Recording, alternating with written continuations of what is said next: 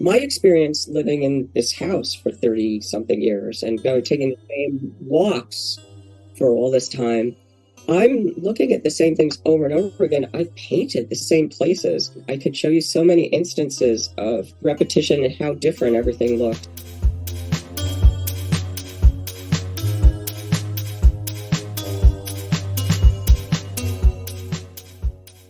Welcome to the Flying Fruit Bowl, a platform dedicated to the discussion and exploration of art and the creative process. I'm the host and creator, Ernest, and this week's episode is a conversation with the amazing Susan Stillman. Susan is a fine artist from the USA whose work explores the aesthetics of our surroundings. Through the use of painting, Susan recontextualizes the landscape, often rendering the world with shapes, lines, and textures that depict loose, fragmentary scenes. Okay, so I will start where I start with everybody, which is just tell us a bit about yourself and how you became an artist. Okay, that was interesting going back and kind of thinking about all of that. I have always been an artist as far back as I can remember. I think the realization of that came to me when I was still in elementary school. I have a memory of drawing the burning of Atlanta in colored chalks on Oh, Miss Vigiano's whole blackboard and reenacting a scene from Gone with the Wind with a friend of mine for a book report. So, oh, that's one memory that I have that goes way back there. But in high school, I started getting attention for the work that I was doing. My parents were encouraged to send me out and get some studies. So I actually had an amazing anatomy teacher when I was in high school nearby at the county center, Stephen Rogers Peck, who has a great book. And I took painting classes and drew from life. And by the time I was ready to go to, actually, before I was ready to go to college, I went to RISD's pre-college and fell in love with the school, developed a portfolio. And with the help of my wonderful high school art teacher, Mrs. Dorrit Wolf, she insisted I go to RISD, which I did in Providence, Rhode Island. And it was a phenomenal experience. I loved every minute of being on campus. I loved the classroom. I loved the critiques. I found my tribe. We all have to find our tribe. And I was there. The decision I had to make in school was whether to go into fine art or illustration, which was a more rigorous, more academic kind of an education. And I chose illustration for that reason. I wanted to really get good at drawing. I loved and still love figure drawing from life. And I wanted to have something to make a living when I got out of yeah, school with my artwork. So in the days that I got out, you could still make a living as an illustrator. It's a little tricky these days, but mm, I also spent a year, my junior year in Rome with EHP, wow, the European Honors Program, which was magical, seeing the Italian paintings in situ where they were meant to be. And we were a very small group. We had our own studios. We were completely free. There were no classes. It was an amazing wow, year and life-changing forever. So Italy will always be the place where my heart resides. I will go back there forever and still feel at home in Italy. Anyway, I graduated college. I moved back to New York, which is where I grew up. I grew up outside of the city in a suburb, but I moved into Manhattan because I always wanted to, and started taking my portfolio around as a freelance illustrator and went to magazines and book publishers. And it took me about a year before I was able to make enough money to move into the Manhattan area and make a living as an illustrator. Um, and I had some wonderful experiences. I loved it for a period of time, like anything else. There were about 7, 8 years that it was really fun. And then there were about 6 or 7 years where it was a lot less fun and I gradually moved out of it. But I had a job. One of my favorite jobs was illustrating Joyce's Ulysses for a centennial edition, a boxed edition, 100-year. And it was a year-long project with wonderful people, and I had to get through that book, which was really hard. And as I was when I was an illustrator, I was not a painter at that time yet. I was a really draftsman. I could draw. And the work of mine that got attention and got me jobs were these monoprints that I had just experimented with in Rome. And I showed them in my portfolio along with all kinds of other things when you're trying to hone into what it is that you're going to do, your own particular voice. And that's what got me work. And I was doing these kind of monochromatic monoprints. They were all sepia.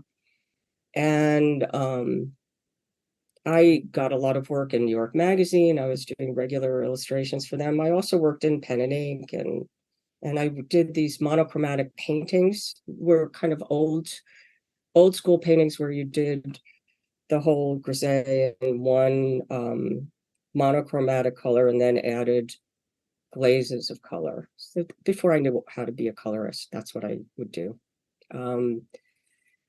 And it was great for a while, and I got lots of work and I was enjoying it. And then it wasn't.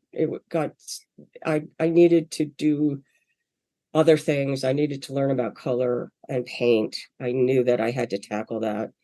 So I started to do that on my own. And I started to do my own work and work from life and learn about color and kind of reduce my palette to a very small, specific number of colors. So I knew what I had and how to mix color.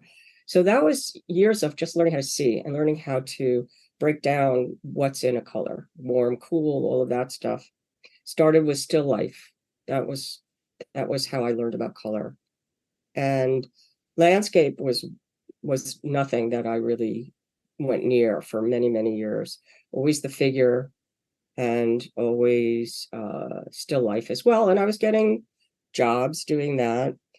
At the same time, I accidentally fell into teaching. It's not something that I ever thought I would do, but one of my art director from New York Magazine, J.C. Suarez, I was probably 23 years old. He invited me to bring my portfolio into his classroom to talk about what it's like to be a young freelance illustrator and how to go about that.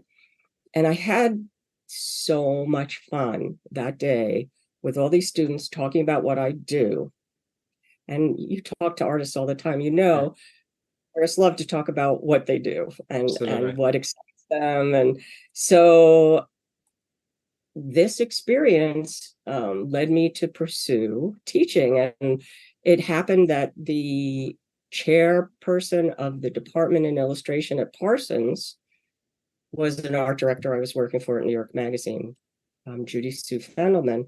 And she helped me get a job as an undergraduate part-time instructor in illustration. I started that when I was 25. And I'm still at Parsons, and it's a long time. It's been 40. I've been teaching 40 years. Wow. Just 2 days a week. Just a couple of days a week is just enough to keep me connected to this wonderful community of colleagues and young people.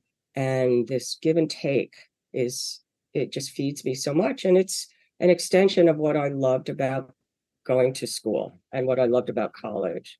So I'm still in the classroom and still really enjoying it. And at a certain point, illustration, the fashions were changing, and my style of loose kind of realistic painting was not in style anymore. And I did a couple of things. I needed to find some other way to make a living, and I needed to develop a body of work. I wanted to be a painter. And so I took the opportunity and applied to Brooklyn College for an MFA. I figured it wouldn't hurt to have an MFA if I ever wanted to be a full-time teacher, which I never actually became. But the department at the time, it was the late 80s, and it was the only place that was really a good home for an observational or figurative painter. Leonard Anderson was there, Philip Pearlstein was there, Lois Dodd was my teacher, and I was able to do it part-time over the course of 5 years. So I was still illustrating, I was still teaching, and I had 2 children while I was doing that. I would take a semester off for each pregnancy, have 6 months off. And I finally finished up. I think I was pregnant with my son when I finished up, and I was like, done. I just can't do this. But this was the beginning of my landscape painting. I had started looking at artists like Wolf Kahn. There was a show of his pastels, and the pastels were extraordinarily beautiful. And the color that he found and his soft edges and it was so beautifully observed, but not rendered. It was just through his own eyes. I loved Jane Freilacher. I looked at Fairfield Porter. These were all inspirations to me. And before we had the kids, my husband and I, he's a landscape architect, we went to the UK. Okay. And we would just drive through the countryside. We went up from Saffron Walden up into Yorkshire and the Lake District and the Cotswolds, just wherever we wanted to go. Yeah. We went to Scotland and Wales, and it was amazing. And I was so struck by the dichotomy of the landscape in Britain. The beauty of the fields and the walls and the trees, just brought back all the historic landscape paintings of the 1800s and the 1700s. But also what I fell in love with was the cottages and the cottage gardens and these little entryways with small, perfect, beautiful gardens. And I took a lot of pictures, and I went home, and that became the basis for my thesis and the bodies of work that I was doing. I was doing these very large paintings from England. I think Bath. I have one of the Bath River and the London doorway. I'll have to send them to you. Yeah, please do. I'd love to see them. I think on my website, I have to send them to you. You would probably get a kick. Of course, there's one thatched cottage with then a cop house, and anyway, and Pitlochry. I did this wonderful hillside and garden and the stone building. It's still one of my favorites. So that was my new direction. And when was that? So the kids are in their 30s. That was about 30 years ago. And that's all I've done ever since is landscape work. At the same time I was doing that, I had an epiphany. I was doing paintings in my neighborhood of houses and entryways that were influenced by these English experiences. And I looked at these and I thought, nobody's ever going to want to buy these. This is somebody else's house. And I thought, this could be a business, doing paintings of people's houses. I don't know about what happens in Britain, but there are a lot of people that will buy drawings or watercolors of their home.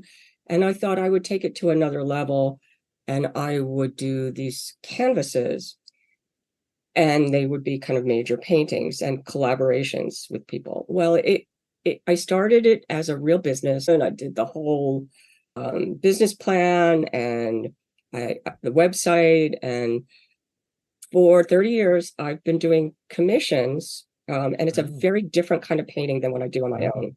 So these were paying the bills, and they're more formal, and I still have the website up. I'm not doing them anymore. I'll tell you about that afterwards. But they were a lot of fun. And I really loved the experience of working individually with clients. It was very collaborative. I would get all kinds of information. It was not at all the kind of thing that a lot of people do where you take a picture and you copy a picture. Nothing at all like that. I would take 100 pictures and I would piece things together. It was very much challenging and like a puzzle, and playing with perspective and bending perspective and because the camera is just impossible. It doesn't give you what you need. Yeah. Anyway, that was a lot of fun, and I was doing that. It took over illustration. So I was cobbling together a living as a teacher and doing that, and always doing my own work on the side, not really having any time at all to try and get it out in the world, just satisfied to get it done, which I was always doing. Occasionally I would take a sabbatical or something. I always had, with Parsons, I always had very long summers and very long breaks. College is wonderful that way. You have a month in the winter, a month and a half, you have 3 months in the summer. So I've always been doing that. And what else? I became allergic to oils. I was an oil painter. I became allergic to oils in my 30s. So I had to transition into acrylics, which was the best thing in the world because I absolutely love working in acrylics. And it totally changed my palette, much cleaner, much brighter, much more control over the color. I can keep working. I don't have to make mud. I can just keep working. There's only one thing that I miss is the scraping down. That the idea of getting rid of your edges with a palette knife is a wonderful thing, which I don't have with acrylics. Anyway, interestingly enough, we're back in England in March, and I'll tell you about that a little bit. But illustration ended, home portraits ended at COVID, 2020. Just stopped doing them, figured nobody else wants them anyway right now. And I was suddenly done. I can't do any more commissions. I just can't. I'm at a point in my life where I'm devoting all of my time to my own work, and I have a little more time to try and get it out in the world, which I've neglected. I've heard you talk about having children and what that's like for an artist in your other podcasts. My experience has been positive, only positive. I had 2 children. I scaled back a little bit, and of course, because studio time had to be paid for, so I wasn't really making any money when I was working for a few years, but it all came back. It always came back, and it was well worth it. It was really fun. All the adventures. It was nothing that I ever questioned. Some people, should I, shouldn't I? I always knew that I wanted, that was just a certainty in my life. So, and now everybody's grown and I'm on my own and having a grand time, lots more time for myself and my own work. What I find very interesting is the idea of balance. You've balanced a lot of different things over the years and managed to create space for everything at the right time. Because the interesting thing for me is that you're doing these home portraits and you're devoting all your time to that. But then you've now realized, oh, actually, I need time for myself and for the other stuff I want to do. And I think that's actually really nice because now you have the time to do what you would like to do when you like to do it because you did all of this work. It's like the hard work is paid off all this like 30 years later.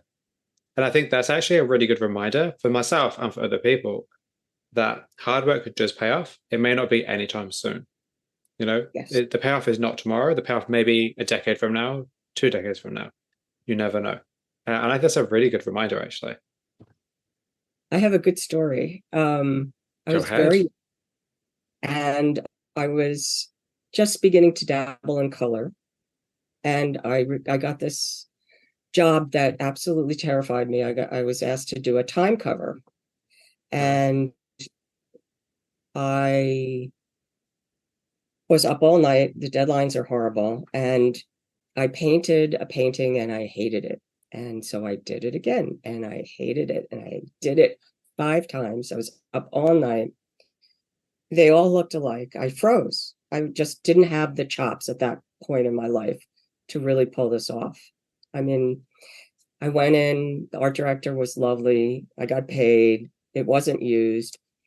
And I had to grapple with this. A is not going to ruin my career. It's one bad experience. And I realized that this thing that I was doing as an artist, I was not going to hit my prime for quite a long time. I realized I had a lot of living to do, and I had a lot of skill building to do. And I look back on that, and I was thinking about myself at this stage in my life at that point when I was 23 or 24 years old. And here I am, and feeling like, yeah, that was right, you know. It's a lifelong, if you're lucky enough to be Mm. alive a long time, it's a lifelong endeavor. Yes, that's something that I say to a lot of artists. Like being an artist is a lifelong career. You're not going to have a good career for 5 years and then retire. The whole point is that you're learning every day, you're trying out new things, you're experimenting, you're a different person every single day, and your work will reflect that. It's not just a case of like you wouldn't want to be like, cool, in 5 years' time, I'll have made all the best work I could make, because then what are you going to do after that?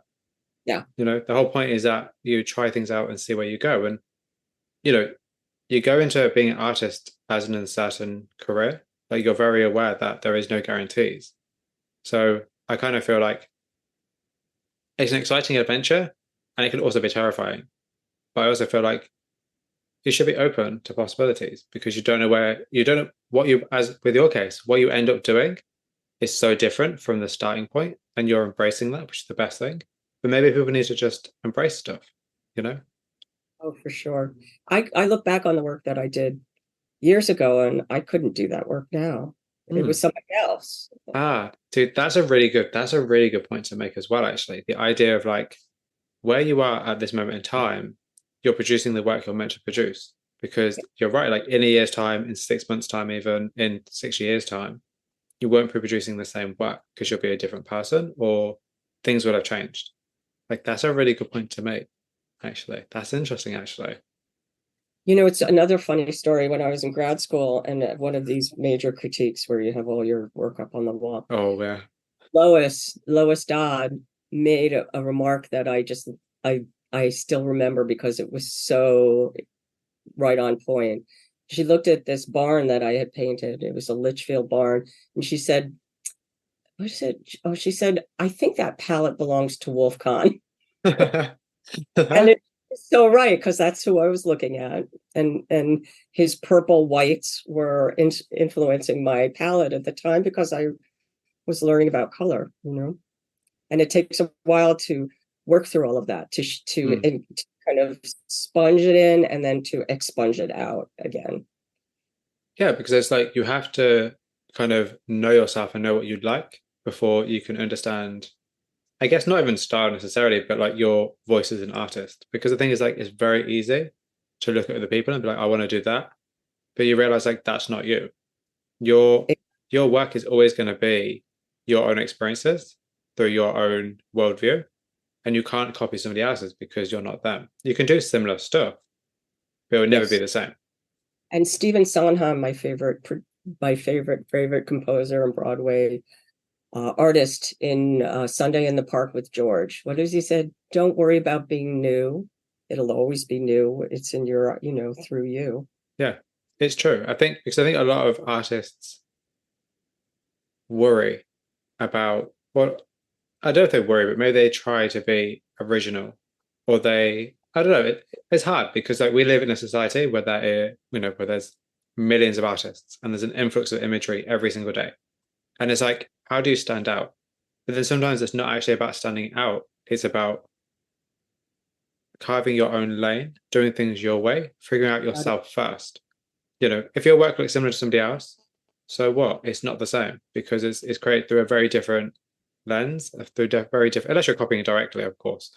It's created with a very different intention. And I think that's really what people need to think about is their intentions, not necessarily how things physically look. Because, everyone can have an image, everyone can paint an image of a barn, but the intention for that image can be different. The way in which you explain that image will be different. The way in which you engage people with that work will be different. I think a lot of the time, what you say about your work is often possibly more important than the work itself.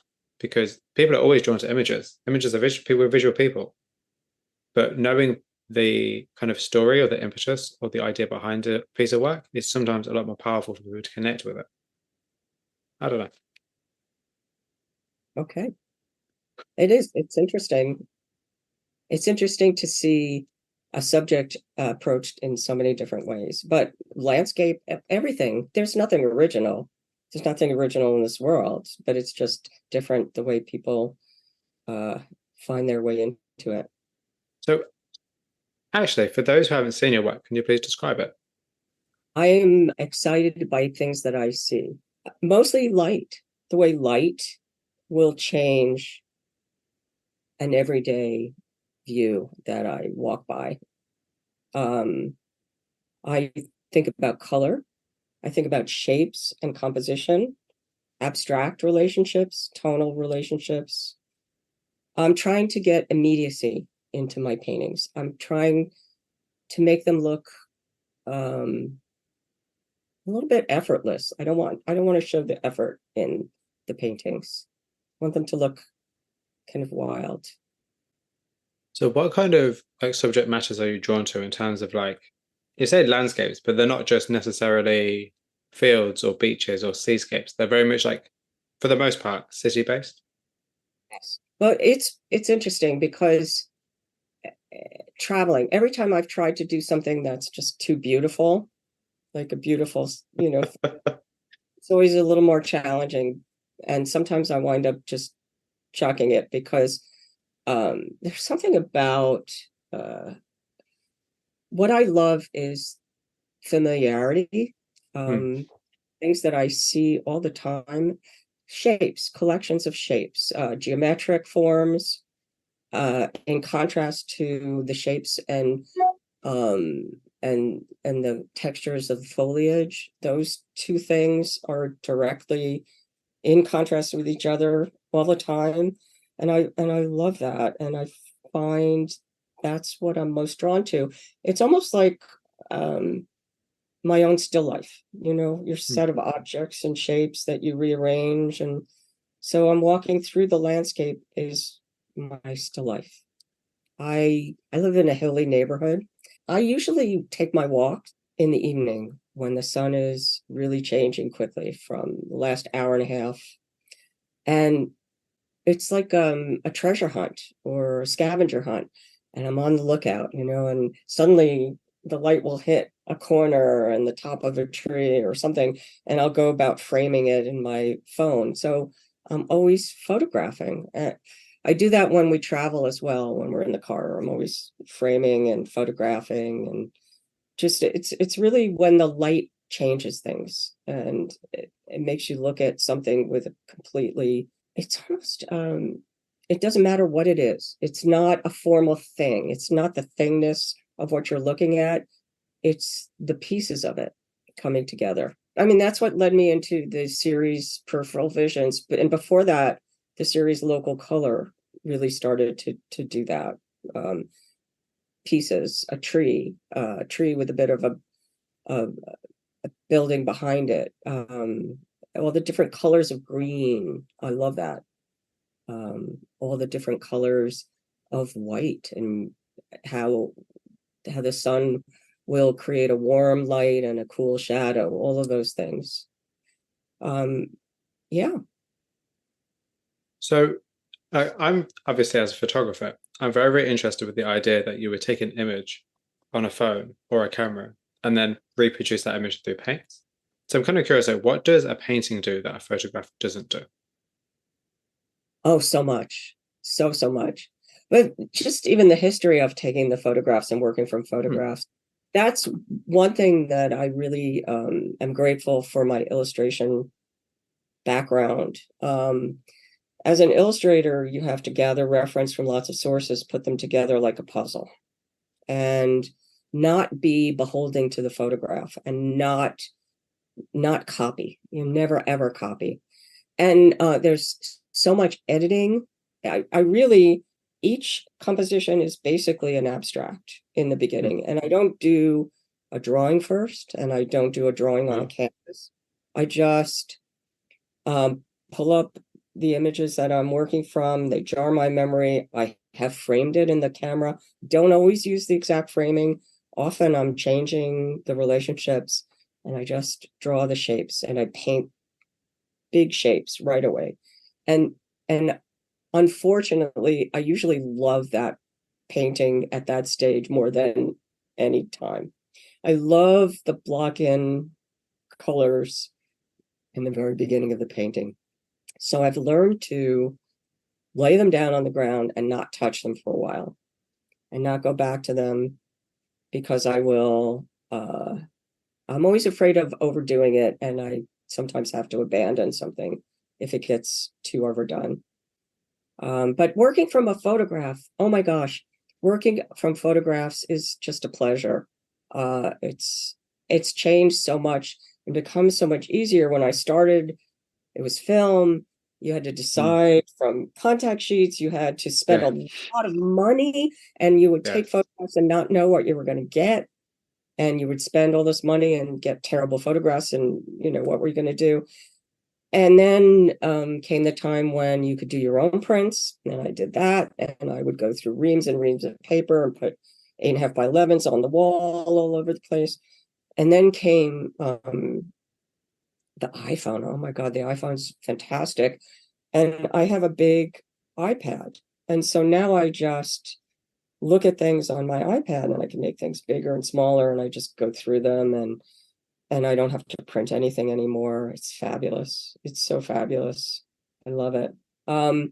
So I love to teach students also how to work from photographs, because it really is, it is a learning curve. You really do have to let things go, just let things go. And I do a lot of eliminating and building of things that you don't see in the photograph, textures and colors coming through and all of that. What can we learn about the human condition from looking at images of the landscape? I have no idea. Yeah. The human condition, what I think my landscapes might inspire in other people might be just opening your eyes and noticing things that you would not normally notice. And that's the feedback that I usually get from viewers, that they will now look around with a little bit of a more attuned awareness of what they're seeing every day. I love that. The human condition, I don't think about that. I can't, because I would get so bogged down in the world's problems and whatnot. I just have to think about what I love to do. Because to me, I think seems very, it's for me, it's weird for me to say, because obviously I'm not from America, but it seems like strangely like nostalgic in a way. But it seems, as you said earlier, it seems very familiar. It's almost like archetypal American places, but not actually quite as you remember them. And I think for me, it's really interesting because I'm a huge fan of Americana generally. Like, I've never been to America yet, but it's definitely in my plans at some point. But if I know I go over, I'd have to be over for a long time, because I don't want to leave. But just your work is very like, the reason that it struck me is because it's a bit of different things. And I think part of it is because you spoke about the idea of fragments and the way that the imagery, particularly like peripheral visions, like the images are very fragmented. And this idea of like, they're just kind of glimpses of different parts of the neighborhood or different parts of like somebody's life even. Like, and I'm really curious about this idea of like your work in relation to memory. Like, how important, I guess the question I'm asking is like, is memory important to you in your work or that particular series? And if so, how? It is. I'm not necessarily conscious of that, but it absolutely is in there. It is so much a part of it. And again, the feedback that I get, memory, observation, and also familiarity. People think they're looking at their own childhood neighborhoods. That you mentioned nostalgia. I feel that's in there. of course, a lot of this you don't really realize it until you hear how people react to the work. But my experience living in this house for 30 something years and Wow. taking the same walks for all this time, I'm looking at the same things over and over again. I've painted the same images, or not images, but the same places over and over again. And now this tree is dead, and now this is replaced by another tree. And I could show you so many instances of repetition and how different everything looks. And I'll take a walk, and suddenly somebody's cut down this beautiful tree, and I just want to knock on the door and tell them they're just murderers. It's just, how could you do that? They're changing the landscape all the time. It's always changing. So the paintings really are little time capsules. They're little Yeah. memories, and I do think they remind people of their own memories as well. So one thing I'm always interested in art in general is the idea of reality within people's work. Because your work, as you've said, like when you paint from a photograph, you're not painting the direct photograph.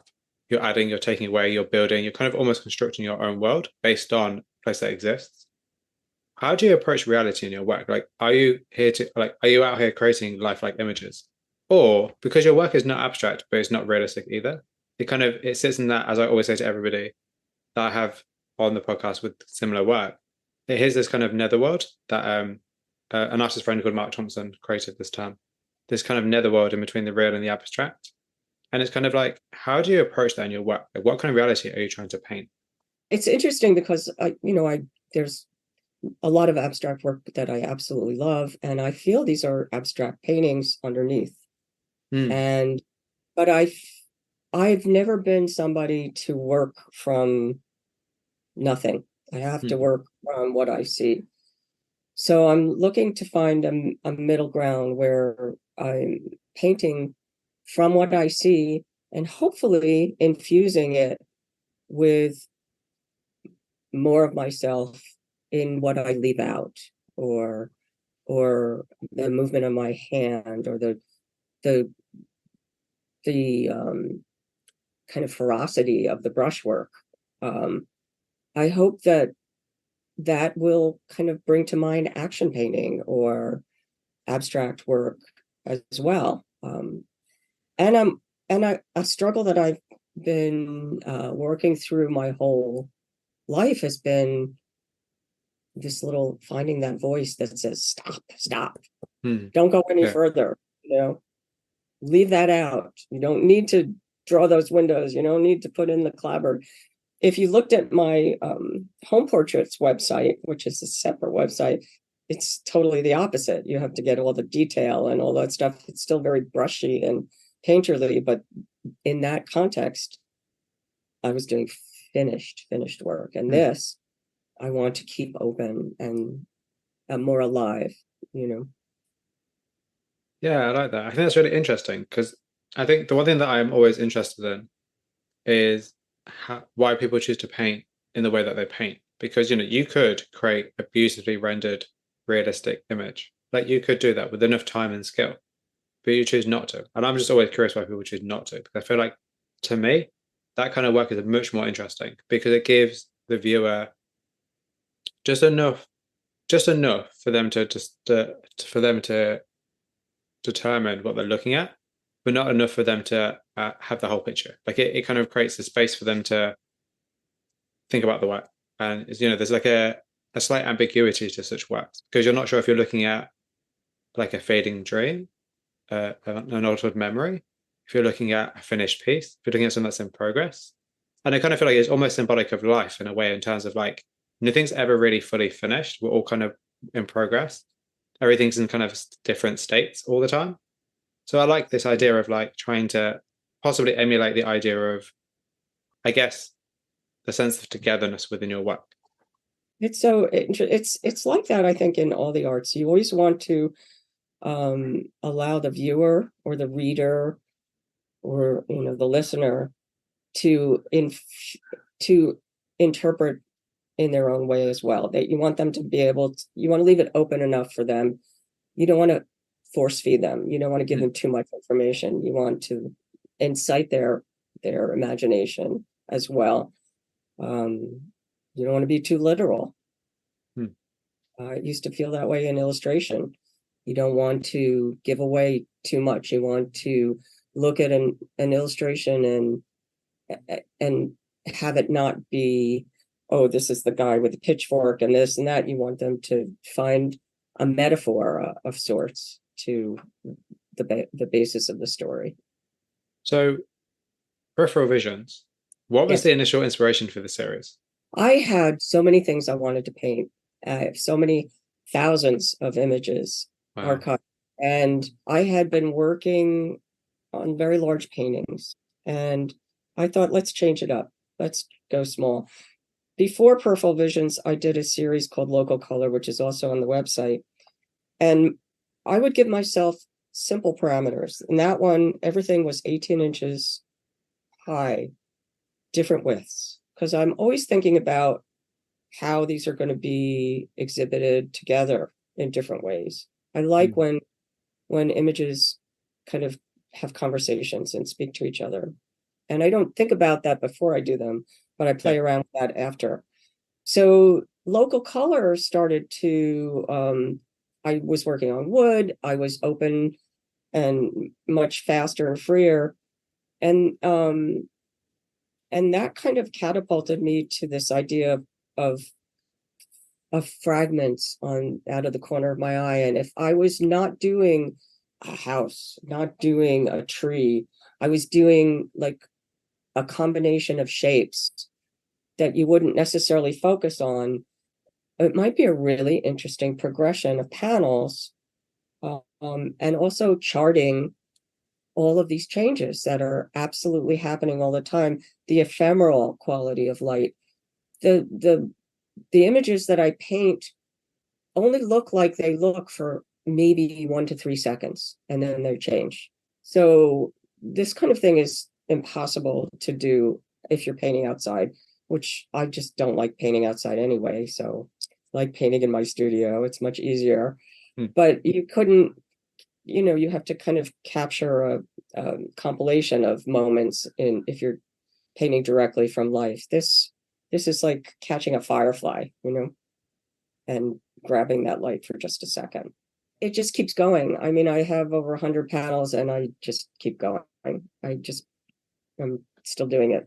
That's it. So it's an ongoing series. Yes. I love that so much because that interests me deeply, because I always feel like we always put an end. Like I think particularly with art and series and bodies of work, particularly if you're exhibiting work, you always feel like there has to be like an end for you then to move on to a next series. But I don't think we ever really think, or at least not a lot of artists that I've met do that, where they have continuous series like alongside each other.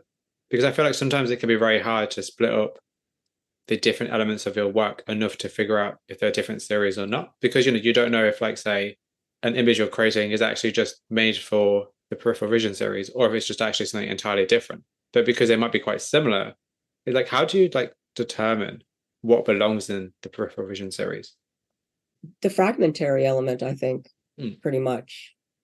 I mean, there are some that are a little bit more finished. There's the process that I have kind of come to through this series as well that really works for me. I prepare these panels, they're wood, most of them, and I lay down priming and I lay down a very random texture. I experiment with lots of different textures. And so that I find the textures help keep me from overdoing and getting too tight, and it gives me an ability to layer and have colors come through in an interesting way. I'll also put an undercolor, whether it's pink or yellow or whatever, sienna sometimes, and then I'll just start. I'll lay in a painting.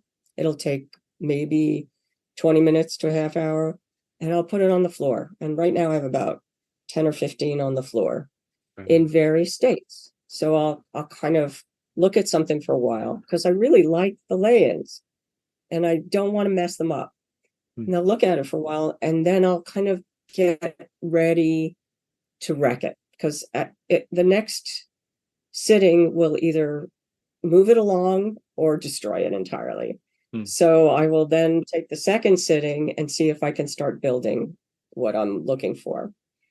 And I'll often work 2 or 3 sittings before I know if the painting's going to work. And some of the ones that I think are going to work, I abandon, and some others just kind of paint themselves. It's so interesting how that happens. So how do you choose which compositions to paint? I go through my images, and sometimes I know right away that I have to paint this, but sometimes it's just the going back and the memory of that, sparking that memory and grabbing that image, pull it up on the iPad and just lock it in with local color, just like a big block of color. So it's an abstract shapes in the beginning. That's such an interesting way of working though, because it's almost like you let them rest, and then the ones that kind of rise to the surface in your mind, you're like, hey, this is what I'm going to create, or like this image here is worth painting, or because I feel like I'm also very interested how artists choose to paint, because the thing about painting and art is that it's very still. Like you've captured one specific moment in time. It's very hard, or it's not as easy, because some people do it, to capture movement or several moments in time through painting. Typically, it's one scene. And I'm always interested in why people choose that one scene, because it's like, that's a choice. You've made a choice. That's very much your perspective of the world. So yeah, I'm kind of just curious about that. It's very interesting working in these 2 different scales. I'm working in this series of peripheral visions, quite small, fragmentary, but I'm also always working on large canvases as well. The largest canvas that I can do in my attic studio, I have a couple of rooms up at the top of my house, is about 64 inches by 46 inches. Wow. And so I'm always working on large canvases as well. The larger canvases are it's a whole other kind of journey to there's got to be some more complexity, something to keep me really engaged in a longer pursuit, and those I could be working on for a year or 2. I'm always working on multiples, so I'll be working on something for a while. I may put it away for a couple of months and then come back to it with a fresh eye. And I'm looking for different things in these different scales.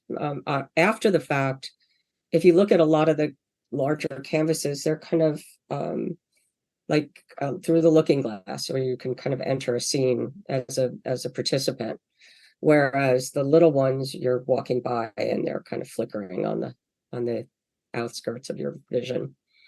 But what kind of role does a viewer play in your work? Well, I'm the viewer, I guess, as I'm painting, as I'm looking at the world. And so a viewer is really just kind of stepping into my eyes, my shoes, and seeing it the way I see it. Yeah, that's interesting. Do you have a certain person in mind when you're creating work, or are you just like the people who will be attracted to this will be drawn to it? I don't really think about that. Okay. What I'm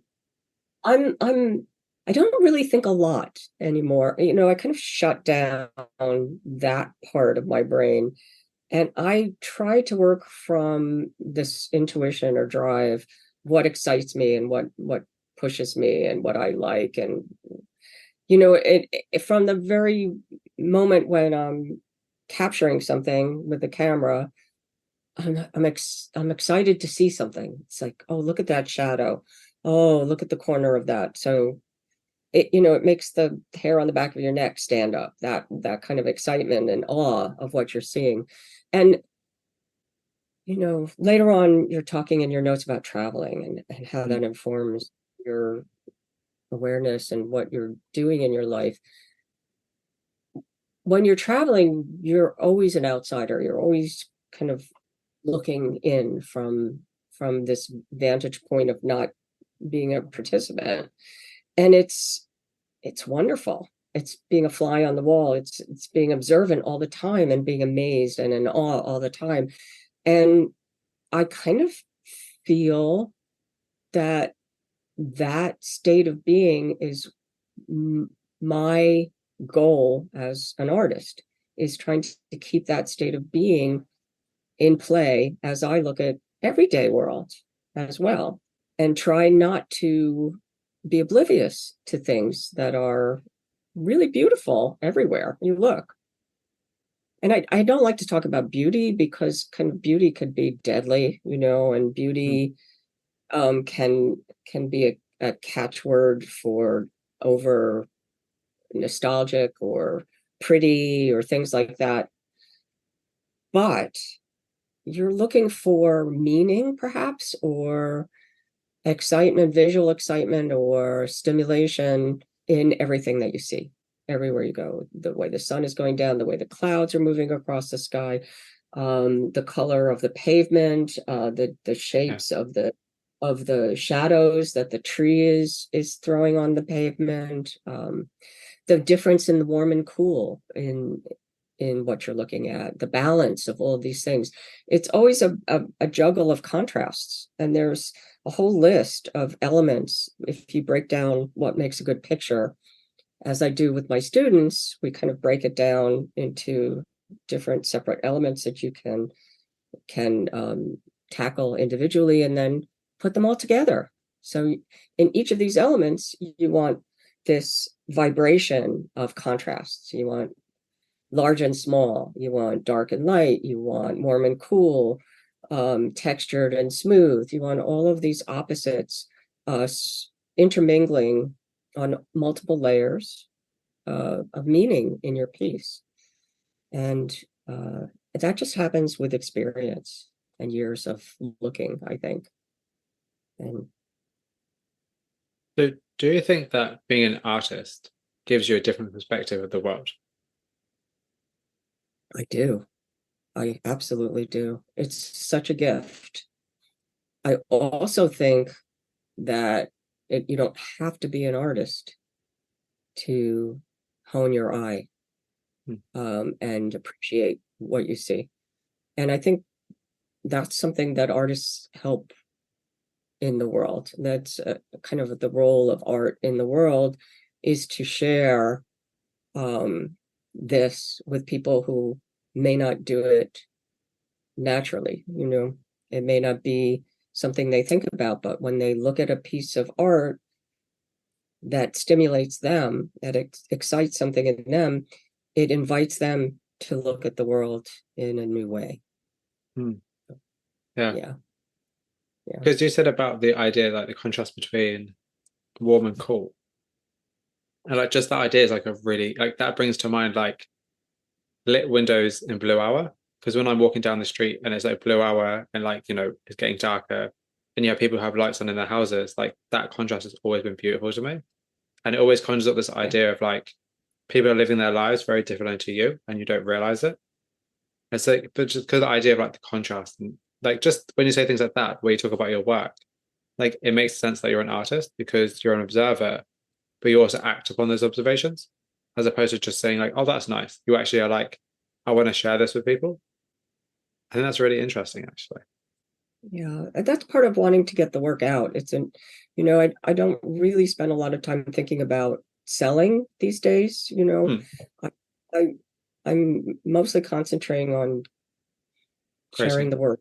Yeah, putting it out in the world. I don't, it's a big job, marketing and Yeah. doing that, social media, all of this. It's a lot of work.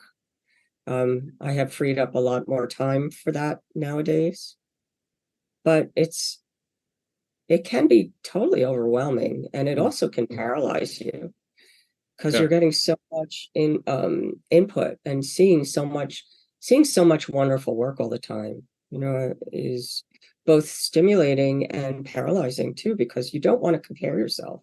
Hmm. You want to be inspired by other people. And it's hard to keep that balance going. So you've been creating work for the last 30 years. Like, is there any kind of particular time period that you place on your work, or do you prefer your work to be timeless? I think about the timeless quality of landscape. I, looking over your notes, I was remembering that I was always concerned with the figure. I think when the figure is in a piece of artwork, you're automatically freezing a moment in Mm, all these ways. Um, Also, landscape work can be um, freezing a moment too. Like if you look at the constables yeah. and the constables that he sold, his commercial work, right? There are portraits of particular places. There's always the cows, there's always the shepherds, there's always that's very much um, kind of boxing him into his time period. If you look at his studies from life, they are timeless. They are could have been done today. They could have been done 400 years ago. They're just observation, color, weather, time of day. They're beautiful. Corot, when we were in the Louvre a few years ago, the room of Corot studies from the south of France and from Italy, they're as fresh today as they were when he did them. His studio paintings are a formula, and they're the formula of what was selling and what he had to do to make a living, just like we have to do. I had to do my home portraits. That was a formula. Illustration is a formula. Whatever, we're the product of our own culture and our own time period. But what we do kind of from observation or skill building or drawing from life, any of that, to me, that spans ages. The drawings of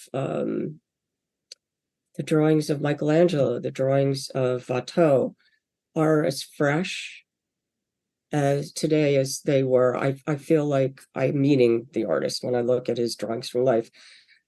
Not so the paintings that they did, not so. That's totally a different animal. Mm. So you really, I don't think about necessarily timelessness, but I kind of see the landscape. It is a, it is my place. It is suburbia of this time period. Um, it is capturing something of that, but there is a lot of landscape work that is timeless. The reason I ask is because like houses are quite prevalent in your work, and like houses are always in some ways going to be dated back to a Exactly. certain time period. That's why I Yeah. asked about timelessness because houses are prevalent. And actually, Yeah. the idea of houses anyway, like that, like I guess why are houses particularly? Because they are a lot more time specific. Why are they so prevalent in your work? And like, do you often think about like the symbology of like houses?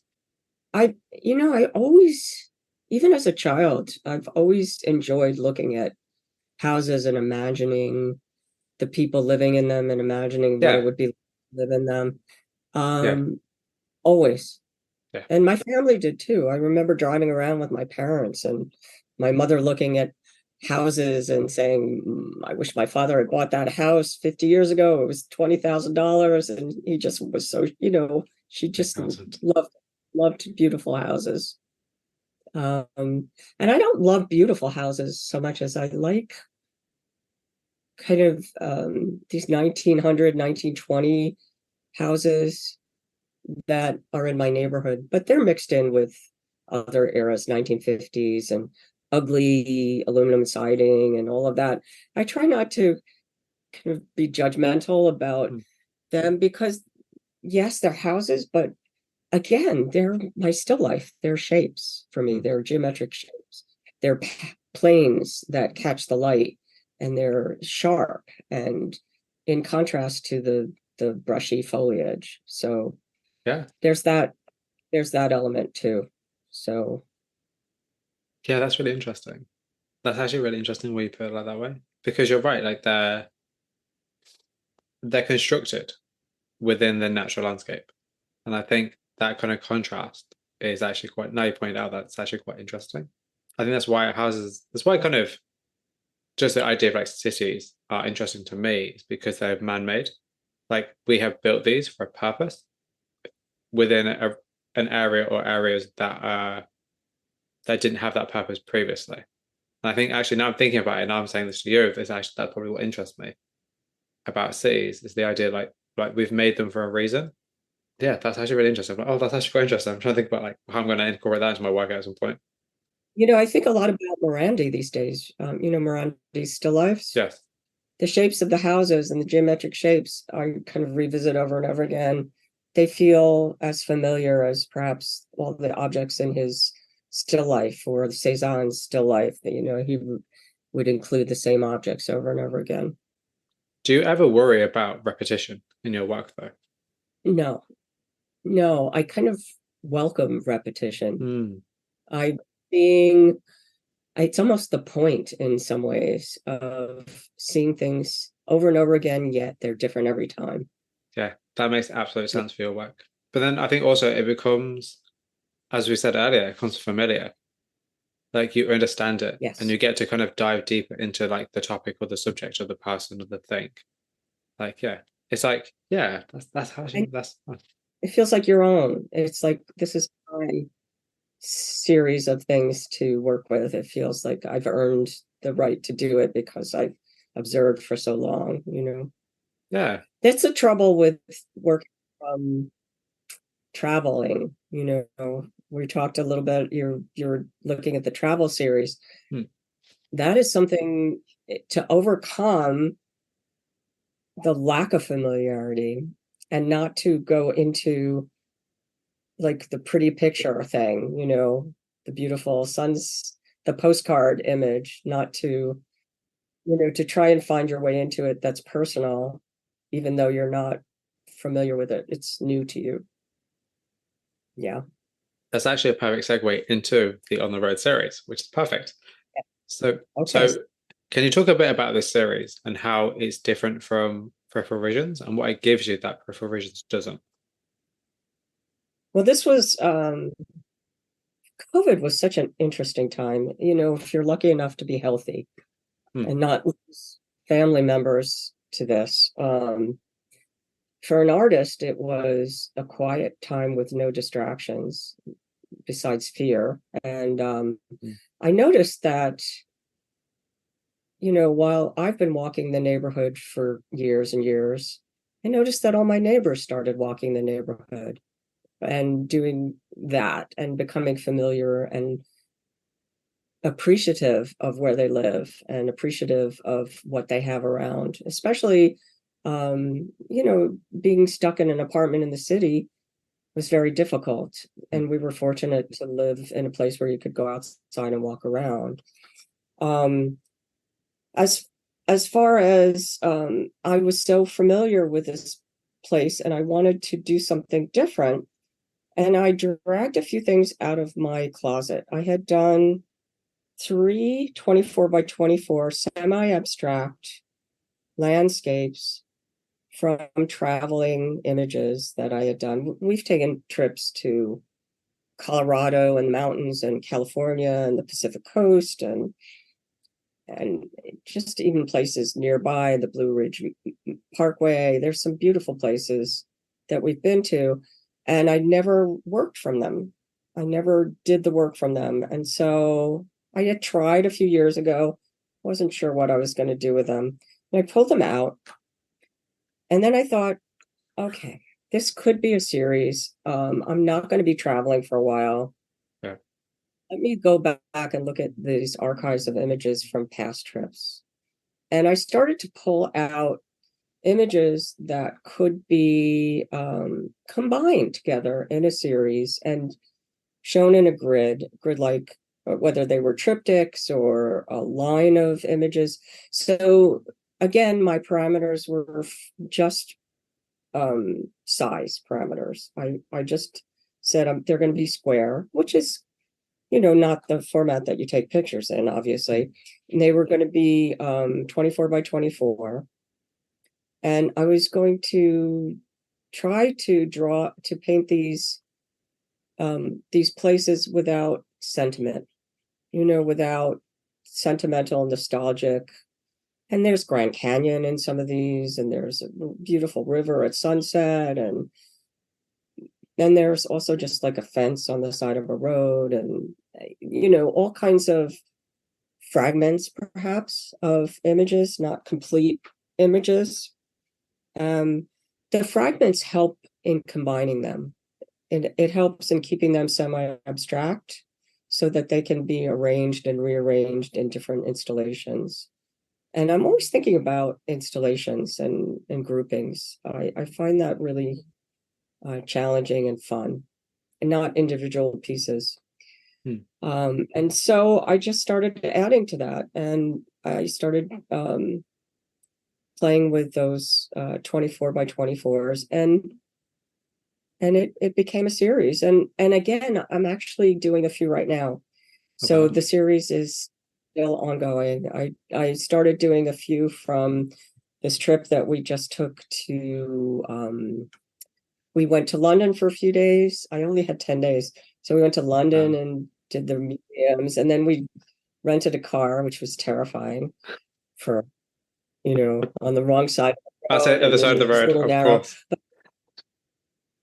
I wanted to go back to St. Ives. I had visited St. Ives when I was 21 years old by myself, and I was just in love with this place.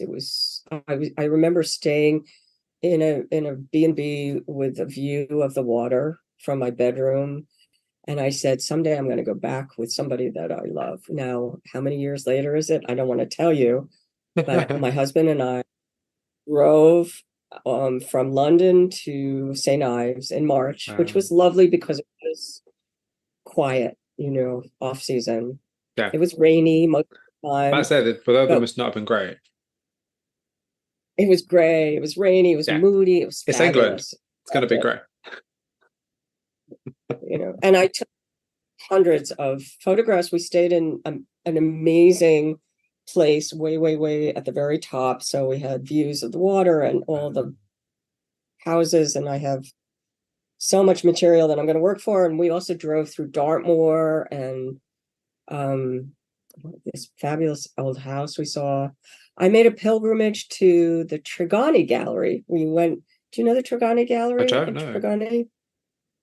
It's Judy and Brian Green started this gallery, and they show fabulous painters, British and international painters, observational painters.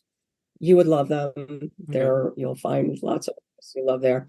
I've admired what they do there for such a few years. So it was such a treat to go there in person. They were not there. They were, I think Judy had a residency in Italy, so I met her brother. But it was just a treat to go to the gallery there. But we drove around, and I'm doing some paintings from that trip now.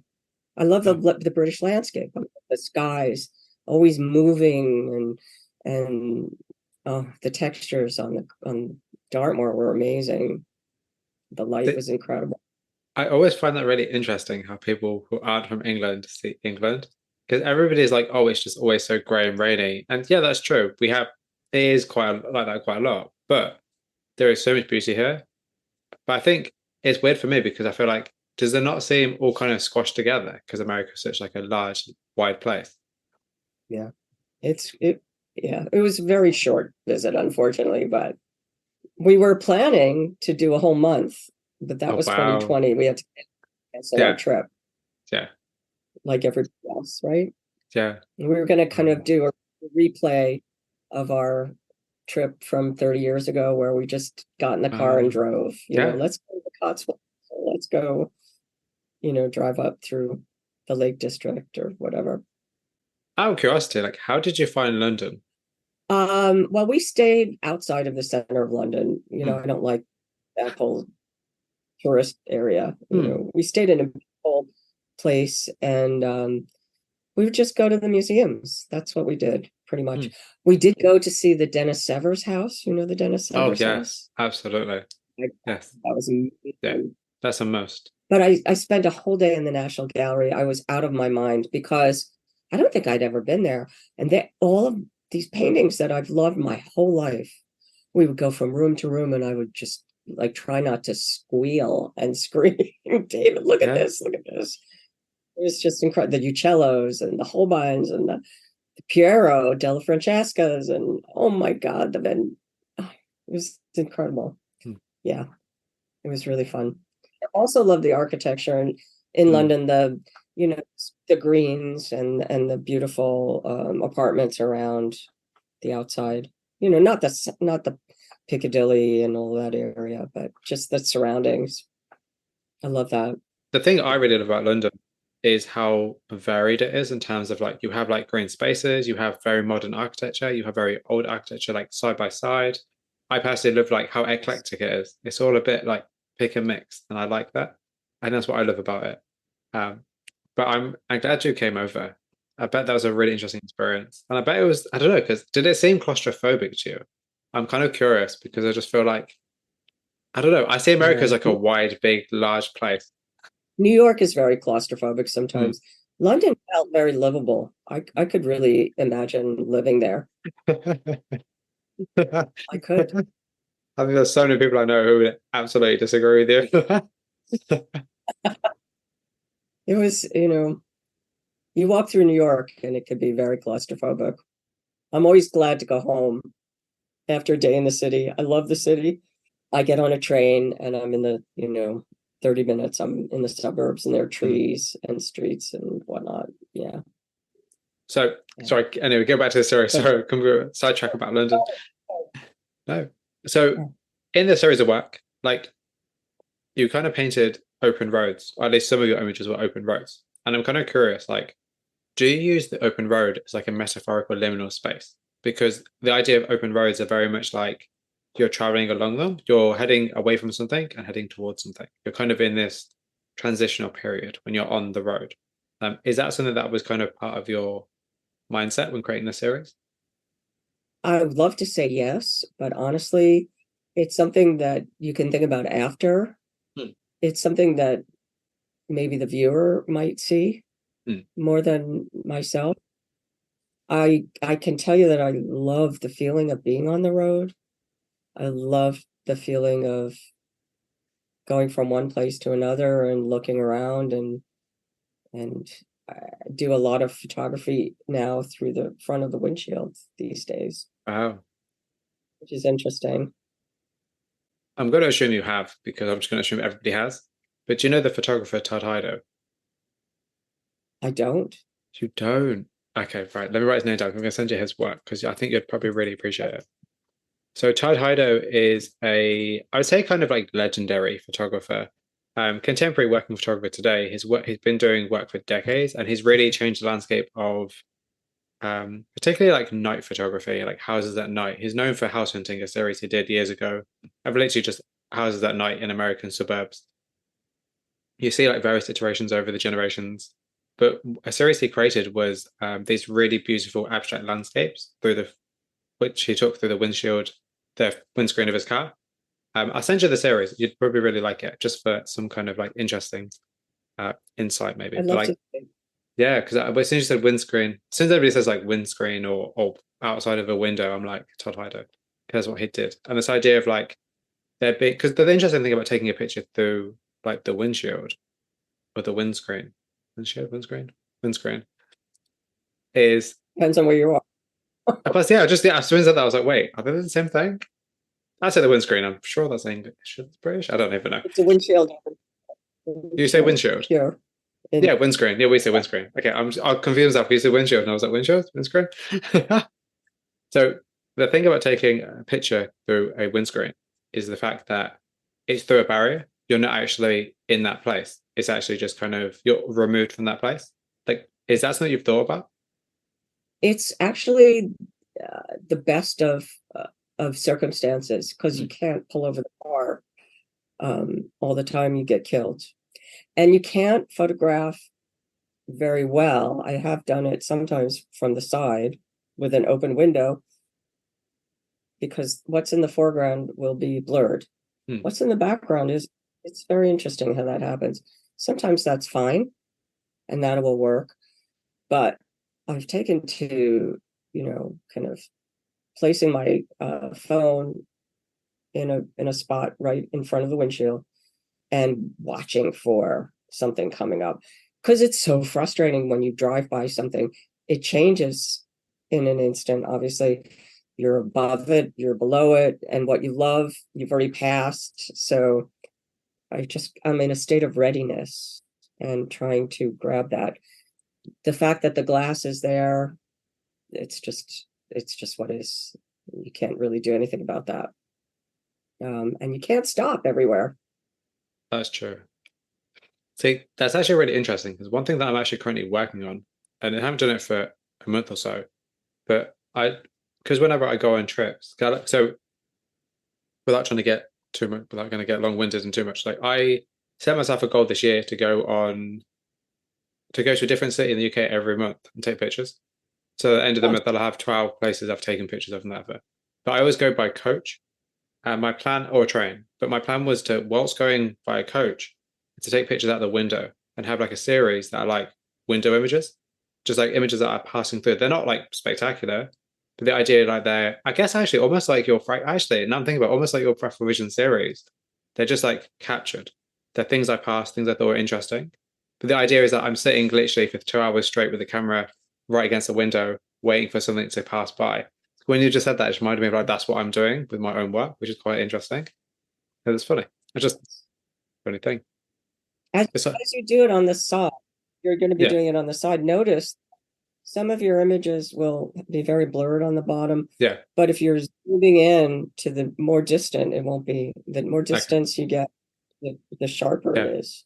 Because the whole point for me is that I love this idea of it being blurred, this idea of it being like you're literally passing it by. Like I love that idea for me. I'm like, that's so interesting to me because it's the idea like these are places that I can never reach. They're places that I've only ever just seen. And I love that. There's something about this idea of like inaccessibility that fascinates me because we can't go everywhere all the time. And we can't capture everything, which is hard. Peripheral visions, I could go on and on. Hmm. I have enough stuff that if I live to be 100, I'll never get to it all. How do you choose? Like, what is your priority for your work? I just, whatever just kind of grabs me. So let's talk a bit about your creative process. Like, what is your creative process like? And are there any particular routines that you have that help you focus on your work?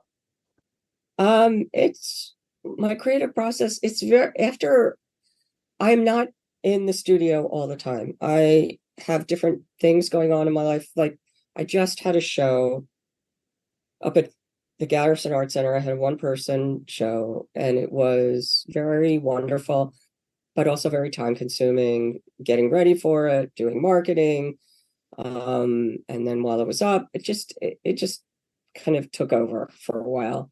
And when that was over, and I'd like to talk a little bit about how great it was to see all the work in a gallery space. Hmm. Um, but when that was over, I'm now back in the studio. And I know that that gets a little harder once school starts in a couple of weeks. I don't feel quite as cleared of my time, but I try to keep everything going because I only teach a couple of days a week. Um, Going back to the show, having finally seen work outside of the studio on the wall as you want to see it is a whole other experience than working, and it's so important. And I just really loved the people that I worked with at the Garrison Art Center were amazing. The curator Kate Cahill was wonderful, and their the way they hung everything was very beautiful. And to see somebody else's interpretation of how your work should be seen, what your work is about, how they group it together, you really learn a lot. You learn a Hmm. lot because you're making the work, and it's in your studio, and you use social media and you post things and you see images one by one. And you don't really get a feel for an artist unless you see a body of work. Hmm.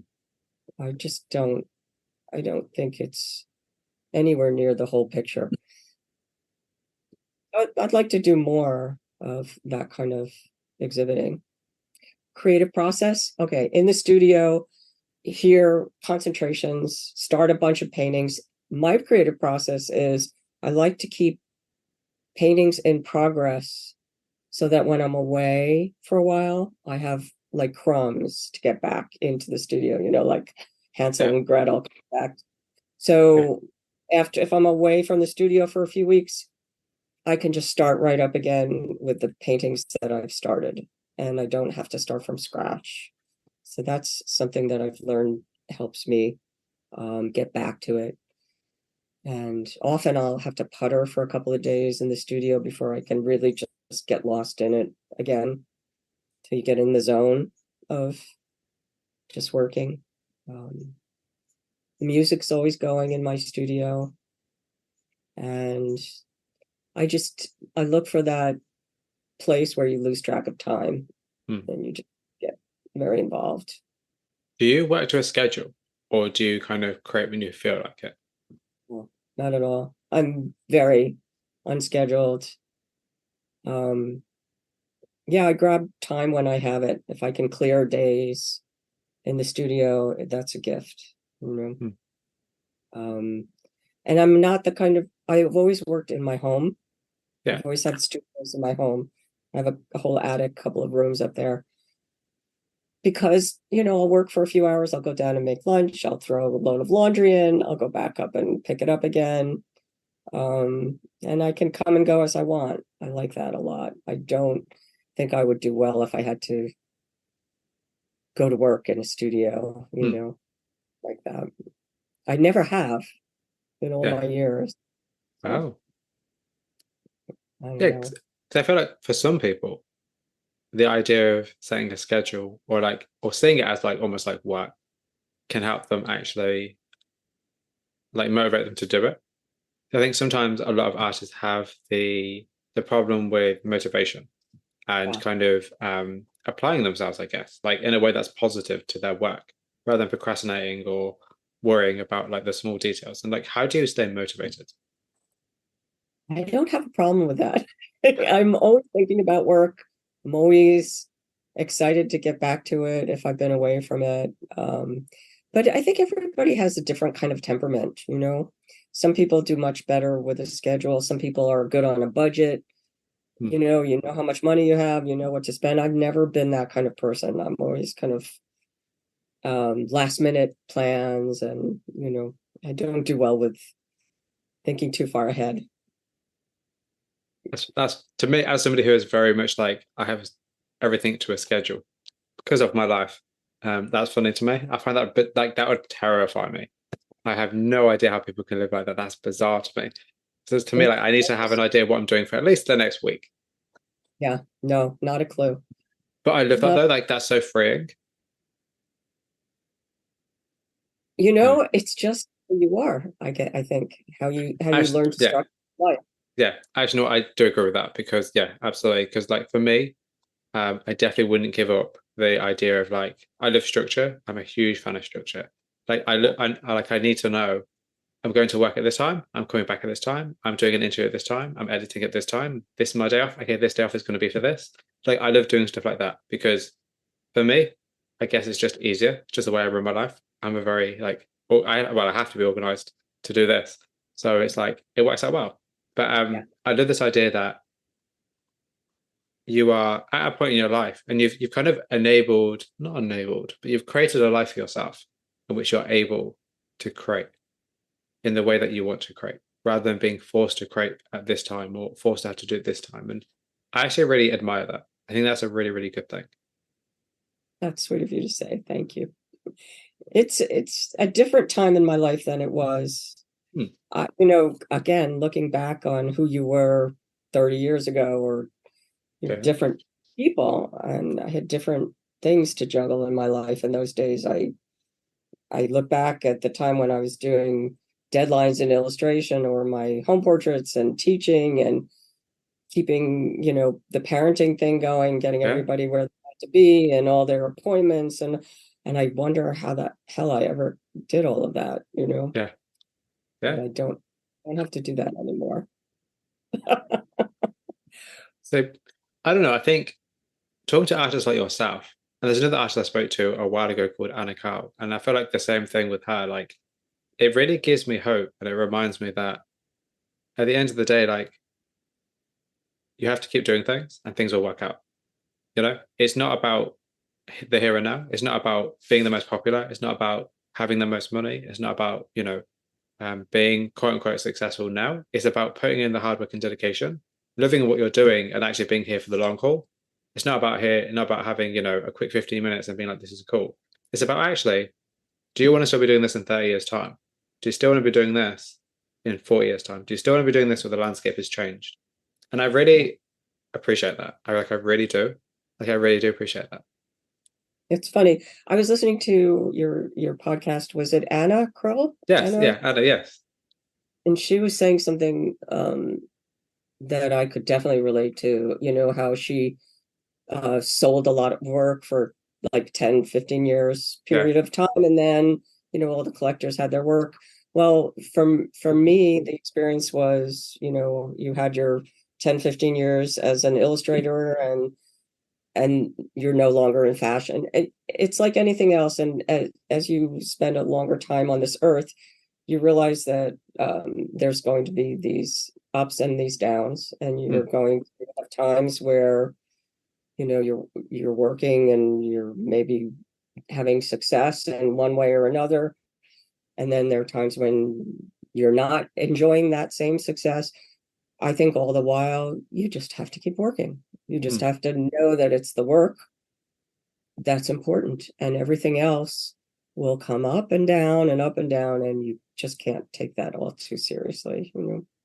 Yeah, absolutely. Yes. I feel like, yeah, talking to you reminds me very much talking to Anna because I feel like you're both very similar in terms of like what you started out doing is very different from what you're doing now. But you've done it for such a long time that you're sure of yourself now. And it maybe wasn't that way 30 years ago. And I think that's really beautiful.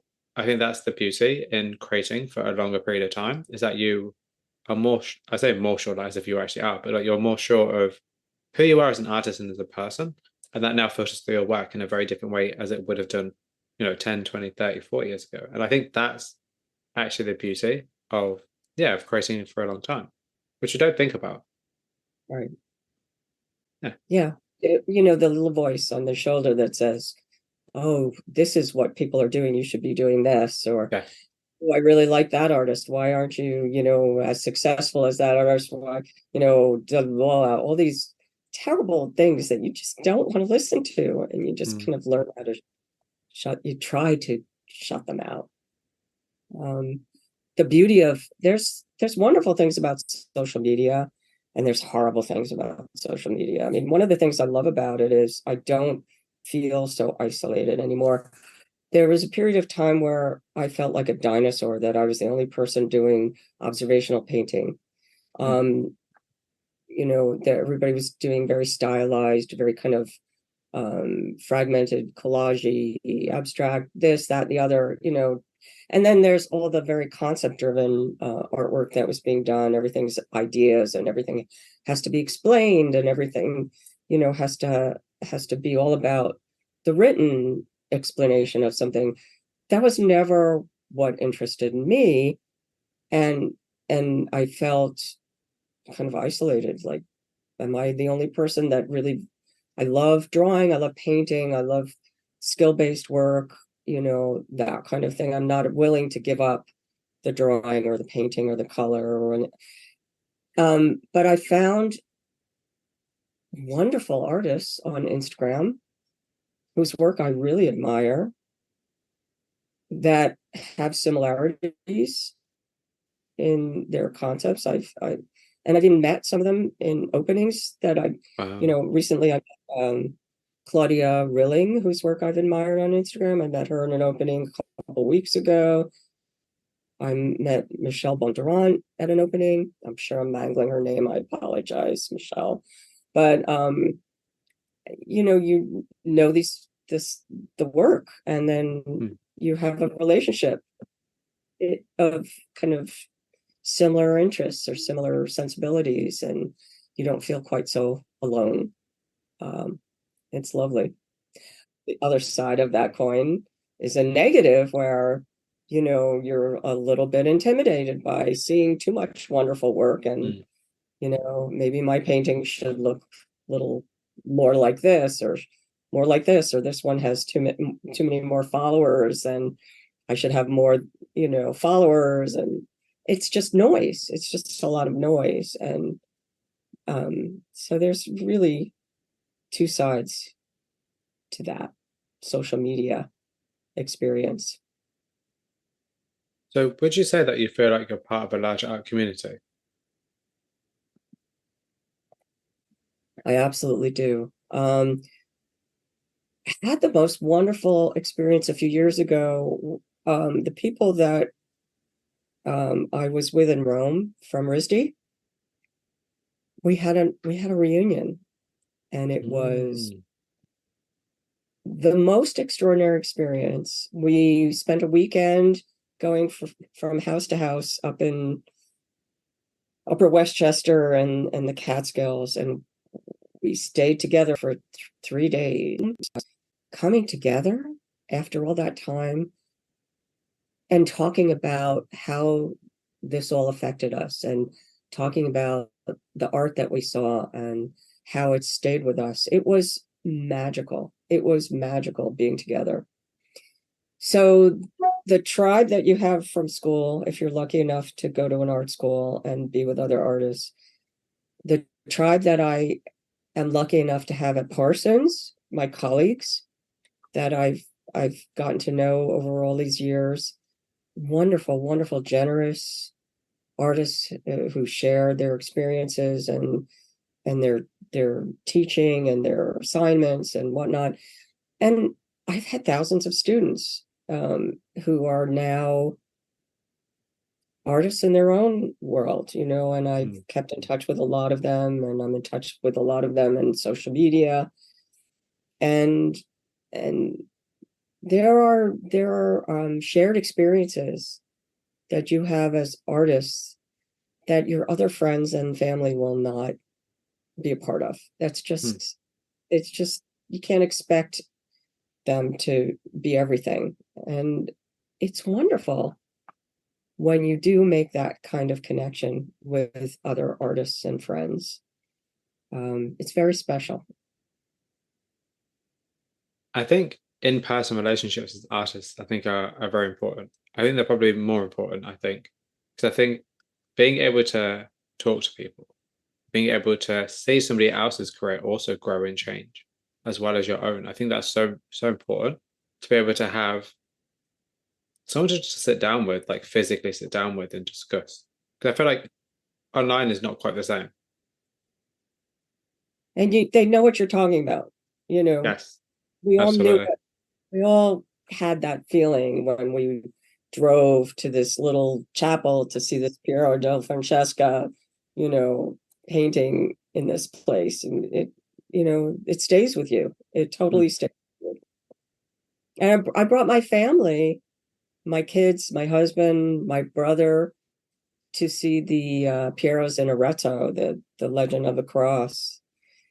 And I don't, they loved seeing it, but it was not the same experience Yeah, as doing it as a painter, yeah, and having this reverence for the Pierots. It's different.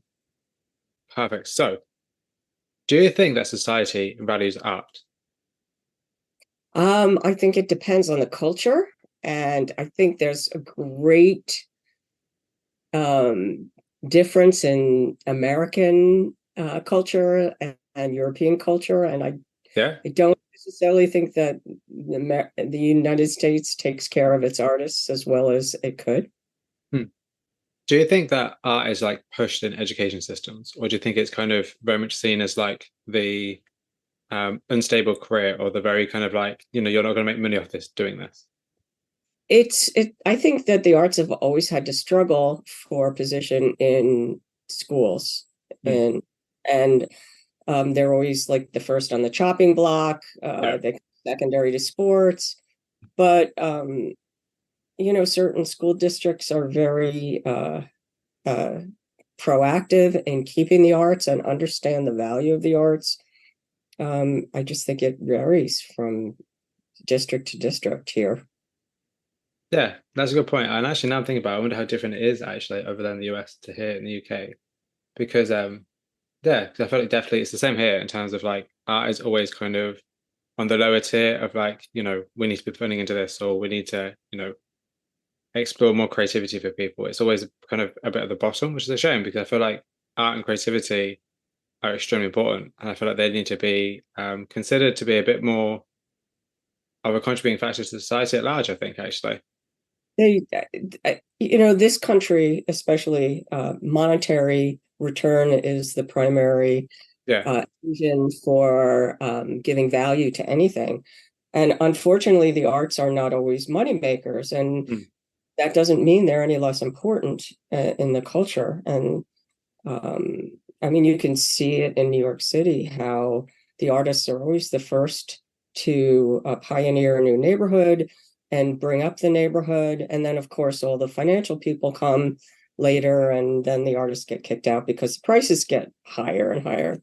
So, you know, time and again, the arts have proven how important they are to any culture, regardless of whether they make money, and they should, and government should be supporting the arts. Yeah. What do you think needs to be done about it? Or like what do you think can be done about it? Well, unfortunately, it becomes a political issue, Mm. and Yeah. so it's like a seesaw. Whoever's in power will be more forward thinking in terms of culture and arts and funding, and when it goes the other way, too bad. Yeah. Yeah. So it's just something I think is a bit of a shame in terms of like art is very important. It really helps society as a whole, and it's just a shame that it's not necessarily always considered that way, I guess, more than Yeah, anything else. all of the arts, the music, dance, Yeah. visual arts, everything. Just first of all, if you have a really rich arts culture in any town, it becomes a destination. It becomes Hmm. a place that people want to be, a place that people want to live. Yeah. And without that, it's a stagnant kind of a society. Yeah. So what has creating art taught you about yourself? Um, I think it gives me a goal, a purpose, a purpose. Everybody's always looking for their purpose Hmm. in life. And for me, it's making things. It's always been about making things and creating. And so if I have that in mind, everything that I do and every place that I go, and even people that I'm with, everything feeds that goal. And I'm thinking about it all the time. So I'm always challenged, and I'm always feeling excited. And I think that enriches my life very much. I can't imagine being bored, Hmm. you know? Which is actually What quite interesting. I feel like sometimes artists can become bored. Like, how do you make sure that you're not bored of your own work, though, or like you're not kind of feeling like you're just kind of repeating the same imagery or creating the same work? I'm always finding something new in it, always finding something new to look at, always getting excited about looking and being aware of my surroundings. And when I see other people's art that excites me, that's also something wonderful that propels me. Meeting interesting people, being around other artists, friends, and colleagues, that is very, it feeds my creativity. Being around students is wonderful. They're excited about learning. I'm always learning. I'm always excited about learning. I feel that it's important to keep that youthful feeling of, you never know what's coming next. You have to be open to it. You have to explore. There's always something more to learn. So I have a question for you from the last person interviewed, which is an artist called Anna McDonald, who is an incredible lady. And her question for you is, do you experience imposter syndrome? And if so, in what situation? I don't think I experience imposter syndrome. might have experienced that when I was much younger, Hmm.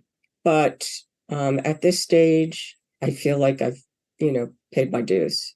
Yeah, you know yourself a lot better now. Yes. You know Yeah. exactly, yeah, you kind of like, you know, I guess without sounding too cliche, like you know your place in the art world. You know exactly where you fit in.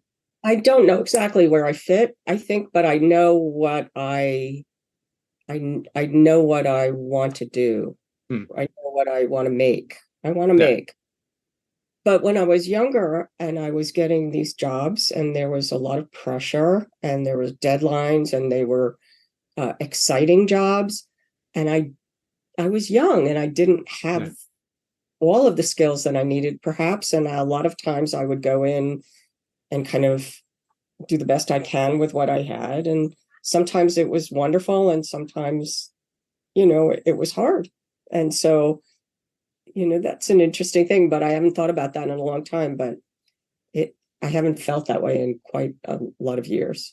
that's good though. That's a very good sign. Yeah, I guess. No, I think it's a great sign. I think that shows your kind of like assuredness and that you're doing the right thing. Yeah. So, do you have a question you'd like me to ask the next person I interview? I have a question. Yes. Do you think that sometimes skill can hold you back? Now, that's something that I've grappled with. Yeah. How you let go of your skill, your drawing skill, your technical skill, which you spend your whole lifetime honing, and then you have to let some of it go in order to, get to where you want to be, your process. And that's a good question for somebody else. Do you find that the skill, because I do think that some artists, and I have been guilty of this, that the skill can sometimes keep you from doing more expressive work if you just become a little bit too facile is the word. Hmm.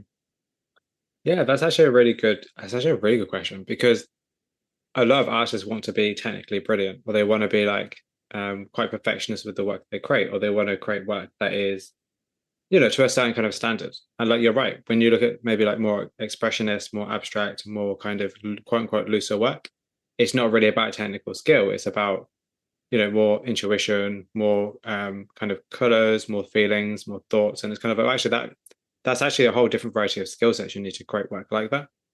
That's actually a There's really good question, there's actually. actually a number of artists that one of I can think of right now is Avigdor Arica, Hmm. and he was living in the time when being an abstract expressionist was what was expected of artists. You were supposed to generate kind of action paintings from within and not be influenced at all by anything that you saw.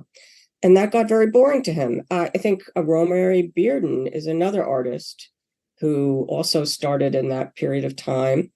And both of them went back to either observational for Arica, observational painting.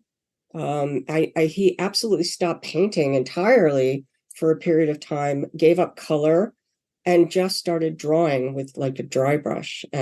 and he on textured paper, and he would do these drawings, which were very, very Seurat like, very reduced, very minimal. So that kept him from being very technically, overbearing. But he kind of found his way back to getting excited about his work again, which he lost as an Hmm. abstract artist. And then he gradually brought color back into his palette and started doing portraits and studio still lifes and landscapes out the window and interiors, all kinds of things. So his later work was always based on observation. And also Bearden was an abstract painter and then brought narrative back into his collage. He became, an amazing collage artist and told the story of his culture and background in his work.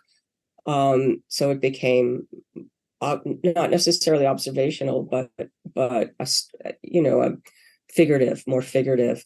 So I think that letting go of skill, it's kind of a dance. Letting go of it, getting bringing more of abstract into your work, but not necessarily letting it take over, and still finding what excites you in the world that you can bring into your content and subject matter. Yeah.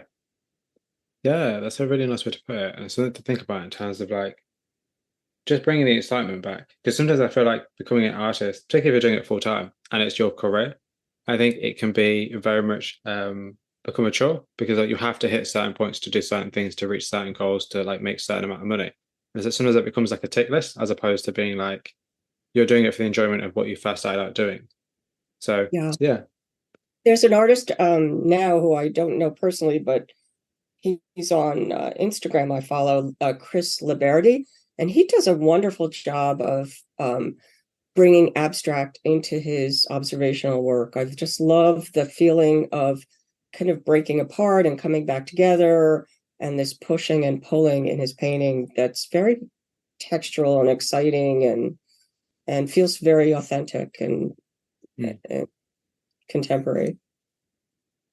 Actually, authentic is an interesting word. Like how do you like as an artist, like how do you make sure that you appear authentic online? Or like how that your work is presented in an authentic way? It's a feeling deep within, I think, and trying not to, follow the styles or think Hmm. about what necessarily is selling. Hmm. You I think it's easier to sell abstract work in this world and this market. I think it's easier for people to buy quiet paintings in their house. And, Yeah. there's a lot of things that if I thought about when I was making my work, it would send me astray. Hmm. I I had a very strong commercial background, so I made a living as an illustrator. I made a living doing commissions, the home portraits, and Hmm. I've always been really aware of not bringing that into my personal work and trying never to, somebody tells me I can't sell houses. That's not going to stop me from painting Yeah. the houses. If Yeah. it can't sell, so it won't sell. But Yeah. I need to make what I want to make at this stage in my life, at least. you know Yeah. Yeah. I feel like that's a really good attitude to have because I think sometimes artists sacrifice their artistic, not integrity, but their kind of artistic vision for commercialization because like what's going to sell isn't necessarily what they want to paint or they want to draw or they want to create. And I think, there's I guess it's quite a fine line and it's kind of like a little bit of a tug of war between what's going to sell and what do I want to create. Because I think unless you're in a position like yourself where like you're at a point now in your career where you're able to kind of produce the work you want, I think it can be quite hard to find that balance. yes, I always felt like I had a foot in each world. I Yeah. was always able to make whatever living I needed to make with my skills as an artist. So I was always doing my art, but I always had my own personal work going at the same Yeah. time, Yes. and that kept the balance. Yes. I think, yeah, definitely working on personal projects that are a lot more just what you want to be doing, a lot more kind of excite you, that give you interesting ideas and interesting insights into yourself and the world. I think every artist should at least be creating some personal project because obviously it's how you're going to grow and how you're going to learn about yourself and what you like. Otherwise, you'll never be able to grow if you just chase money, Right. for the most part. Um, Yeah. Maybe in other ways. So, Yeah. what does it mean to be a successful artist? That's such an interesting question. I think making your work and feeling fulfilled in making your work is the most important thing. Mm, Um, and the market itself uh, is so fickle mm, that if you judged yourself by how well you were selling, you could never survive making personal work. mm, You'd have to just always kind of aim it for what's selling at the moment. So um, I don't base uh, the success necessarily on the market. It is mm, making the work. I have my lifestyle. I I'm doing what I want to do during the day. Everything else that I do feeds the work that I do. and sharing it is helpful. Finding ways to share your work is very important in whatever venue you can, whatever venue that you find. It's the part that most artists don't like, is having to get it out there. That's by shedding some of this more commercial work that I've done in the past, I've given myself more time to try and get it out there. A lot of people do that from the get-go and are farther along in their career. For me, I'm just, at this stage, having some more time to do that, to enter shows, to send out proposals, all of that. Yeah, because it's important to make that balance between creating and marketing. Because I think the problem is that I know a lot of artists who just create constantly. All they do is create work, and they don't necessarily market it in a way that is beneficial for them. They just create more because they think that someone's going to sit on Instagram and it's going to sell. When actually, you have to put it in front of people. You have to create opportunities for yourself, because otherwise they're not always going to come knocking at your door. So Yeah, that's a good point. That's a good point to raise, actually. I mean, it's a balance of Yeah. making your work and trying to share your work. And then, of course, there's the marketplace. So, in your opinion, what makes a good piece of art? What makes a good piece of art? Something that moves me, something that I can relate to and recognize, and it will speak to something in me, whether it's in the making of it, in the quality of the paint or the whatever materials being used. Could be the composition, the skill level, the color, or the mood. There's just something is good on so many different levels. You can judge it. And then, of course, it's always subjective. So it's seen through your eyes. So something that you think is great, somebody else is not going to think is so good. Sure. So, what was the last image or piece of media that captivated you? And what was it about it that left an impression on you? Well, I actually thought about that. We went to Boston a few weeks ago. There was a Hokusai show at Boston, and amazing work.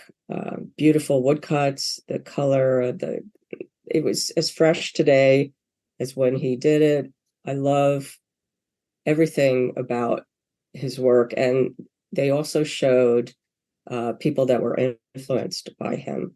I saw a show at Betty Cunningham a couple of months ago that was a show of Rackstraw Downs and Stanley Lewis paired together, and that was they're two realist painters, observational painters, very completely different temperaments, completely different styles of working.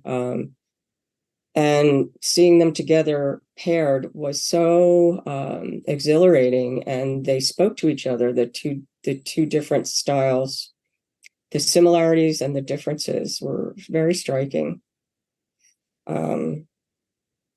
Color, light, how much stuff they include in their landscapes. They both include everything, like everything, every leaf, every pole, the wires, very different than what I do. I'm very reduced. I take things out. So it's really a great show. I love Susan J. Walt's still life paintings that Tibor shows. They're very beautiful, small, observational still lifes. And there's something very geometric. She uses a grid, textural, the color. They're just extraordinary paintings. I'll see anything she does, That's really cool. Yeah. That's really cool. I think that's really interesting that you actually have ideas to mind, and also things that you know why you like them as well, not just that you like them. Because I think the problem is nowadays with social media, especially, we like things because we like them, but we don't actually ask ourselves why we like them. So I think that's cool.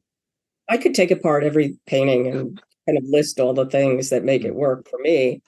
I mean, Yeah. I have to do that in teaching Of first year course, kids. yeah, of So course. shave off each quality that needs to be addressed in a piece of work, and introduce it individually. Yeah. Yeah, I think that's why like art education is actually really important because you learn these kind of skills. You learn like the ways of observing other paintings and identifying what is that resonates with you about it. Rather than just saying, oh, I like it, it's nice, it's cool. You actually kind of understand that and then also develop that in your own work. I have a presentation that I do the first day of class. It's kind of a glossary with visuals, and I take these very abstract paintings and identify a term, whether it's direction or scale or contrast or any of these things, and then we start a conversation about where do you see that in this Mm, piece of work, and what is it doing, and what is it telling you, and it's extraordinary the amount of information that you can get out of the most minimal abstract piece of work, mm. that your eye picks up from. Yeah.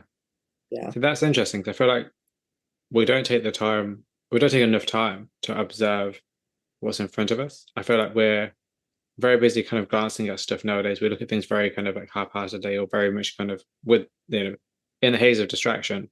But I think this idea of actually stopping and asking yourself, like, why do I like this? Like, why does this interest me? Why am I stopping to look at this? Is actually a Yeah. really good way to kind of consider what is it you like about a piece of work.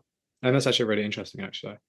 If you have the knowledge of all the elements of design, if you Mm, understand the elements of design, which hopefully you get in your first year, you can deconstruct mm, any piece of art and address what's working and mm, what's maybe not working. mm. And Yeah, that's really interesting. I feel like I want to look at those images in a very different way now, actually, and kind of ask myself these questions. I think it's quite and important. and most observational or figurative work, you'll be listing the same things as an abstract piece. Mm, It'll be, yeah. it's not, what drives me crazy is when somebody says, oh, it looks just like a photograph. It's just not, Mm, not the goal. Absolutely not the goal. You want it to kind of suggest or um, give a sense of something rather than just like a photograph. like, what is your opinion on hyperreal work that is, very much like almost photorealistic? I think that a lot of people love it. For myself, I kind of like to step back a little bit and see a lot less. Hmm. That's just my personal preference. Okay. Uh, I admire the skill a lot, um, but I like a little bit of mystery. Hmm. Yeah, it's just something that I on occasion ask artists because I feel like yeah, I would be in the same camp though. 'Cause I do feel like with images that aren't necessarily as polished, there's a chance for you to be able to put yourself into that image, or there's a chance for you to be able to read that image in different ways rather than being it just presented to you. And you're like, oh, Yeah. this is really nice, and that's you kind of move on. I don't know. That's interesting. I like the way you worded that. Actually, that's interesting. The idea of mystery. I think mystery is a key factor in kind of work that I personally really love. Everybody's different. Everybody has their preferences. It's nothing, it can't be judged in a universal way. So, can anybody be an artist? That's a great question too. I don't see why not. I think if you have the drive to create and you have the discipline to do what you need to do to gather the skills, I think anybody can do it. I don't necessarily think anybody can draw realistically or, do the figure or do that, but I see a lot of artists that are doing beautiful work that don't have those particular Hmm. skills. And I would never, diminish their body of work because of it. Yeah. But, in some ways, going back to that question of when do you let go of the skill, when is, for me, I would feel like I wasn't doing service to myself if I wasn't interpreting something that I see. Going purely abstract, I've tried a few times in my life and it doesn't feel authentic to me. Hmm. Isn't that interesting, though, Yeah. Yeah. for me? Yeah, that's interesting because one could argue because coming from more of a like intuitive inward place, one could argue like it should technically feel more authentic because it's like it's almost like it's an externalization of your internal self. One could argue. But I look back and I'm very convinced that my sense of composition, my strength of composition, came from abstract collage work that I did in Mm. school, and Mm. photography, Yeah, framing through the yeah, lens. Both those things gave me a very strong sense of composition. yeah. That's cool. That makes sense. Yeah. That makes a So lot of sense. Yeah, because it's like you problem solve how to add things in or take things out, or where to place things and what goes next to each other well, and what juxtaposes nicely, and what's in the foreground, what's in the background. Like there's all these kind of like small little decisions you make to get the final image or to get the final composition. So that makes a lot of sense actually. yeah. So I have two more questions for you. They're both dual questions. So the first one is what does your younger self think about your work? And what does your work say about you? My younger self, I think it's a natural progression that I've made to kind of a logical destination. Hmm. It it it makes sense. And I look back on work that I did years ago, brought me here to where I'm working right now. Um, and what was the second question? I It's forgot. what does your work say about you? I I don't know specifically, but I'm sure it says a lot. I wouldn't be able to necessarily Hmm. recognize what it says about me. That's fair enough. I feel like maybe that's not for you to decide, it's for other people to decide. Perhaps I am, it's interesting in a classroom full of students, you see immediately that everybody has their own particular ways of organizing, mark making. There are people that are very meticulous and very slow. And then there are people that are very messy. And there's no right way or wrong way. And Hmm. I, in particular, I'm impatient. I don't do underdrawings. I don't prepare Oh, a lot. I just dive right in and I make these big messy marks. I'm a messy person. I'm covered with paint.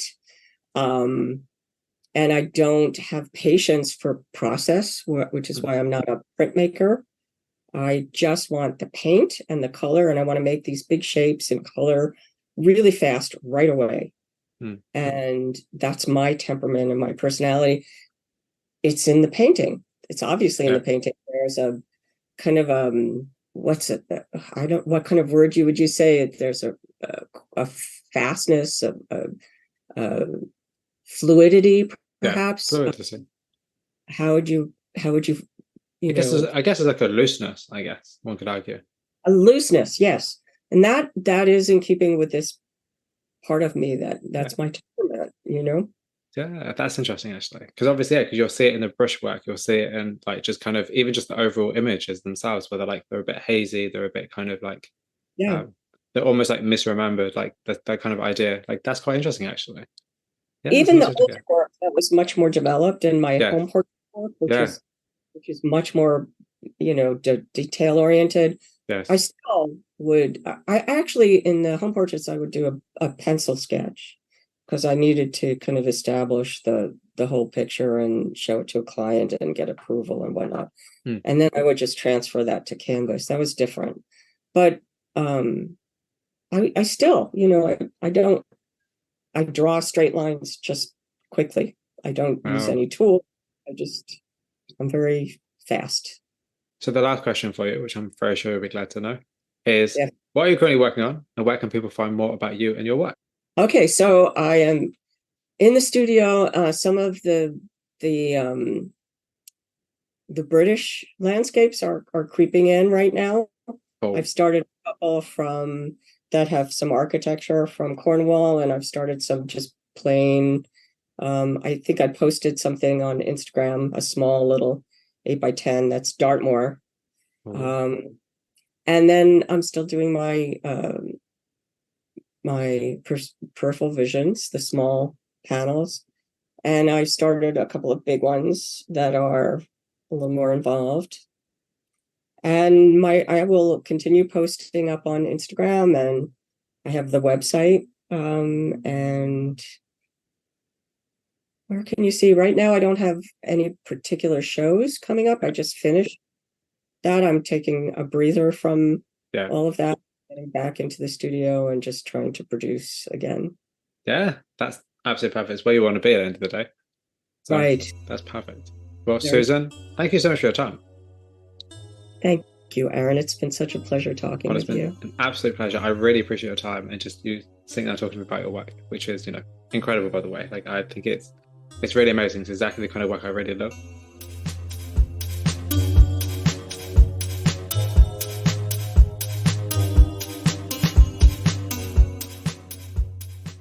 That concludes my conversation with artist Susan Stillman. Thank you very much for listening. If you have any questions or comments about it, please send me an email over at theflyingfruitbowl@gmail.com or get in touch via social media sites such as Twitter and Instagram. The Flying Fruit Bowl podcast can now be found on a variety of sites such as Spotify, YouTube, Apple Music, or wherever you listen to podcasts. If you like the show, please consider rating, reviewing, sharing, or subscribing on any of these platforms to help spread the word. Also, please don't forget to check out the Flying Fruit Bowl.co.uk, and if you're a creative, please get in touch for a chance to be featured or interviewed. If you're interested in supporting the platform further, we now also have a Patreon page. Tiers start from £1. And for more information, please head on over to patreon.com/theflyingfruitbowl. Additionally, if monthly donations are not your thing, we have a PayPal for one-time donations. I'll include a link to our PayPal in the show notes. Once again, thank you very much for listening to the episode today. Until next time, folks, please stay safe.